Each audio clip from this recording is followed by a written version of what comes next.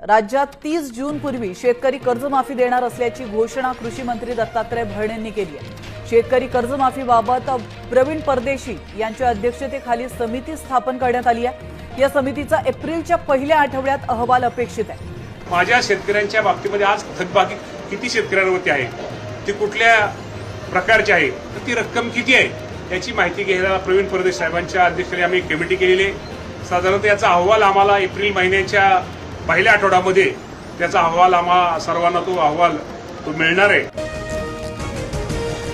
राज्यातील शेतकऱ्यांसाठी आज महत्त्वाच्या झटपट बातम्या, शेतकऱ्यांसाठी अतिशय महत्त्वपूर्ण अपडेट आलेली आहे। तर व्हिडिओला शेवटपर्यंत बघा आणि व्हिडिओला लाईक आणि चॅनलला सबस्क्राईब करा।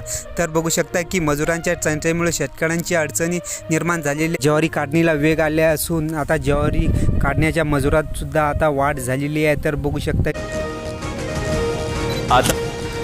आता प्रत्येक शिधापत्रिकेधारकांना आता राशनमध्ये आता रॉकेलसुद्धा मिळणार आहे आणि महाराष्ट्र शासनाने आता हे जाहीर केलेलं आहे। भारतासह 5 मित्र राष्ट्रांना इराणकडून हॉर्मोज खुले करण्यात आलेले आहे।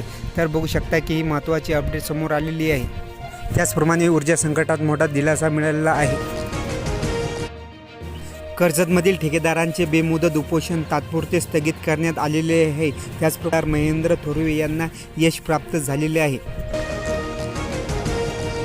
तर आता शेतरस्त्यावर अतिक्रमण करणाऱ्यांना होणार कारवाई। फार्मर आयडी आधार कार्ड आता 5 वर्षासाठी त्यांचे ब्लॉक होणार आहे आणि त्यांना कोणत्याही शासकीय योजनेचा लाभ मिळणार नाही।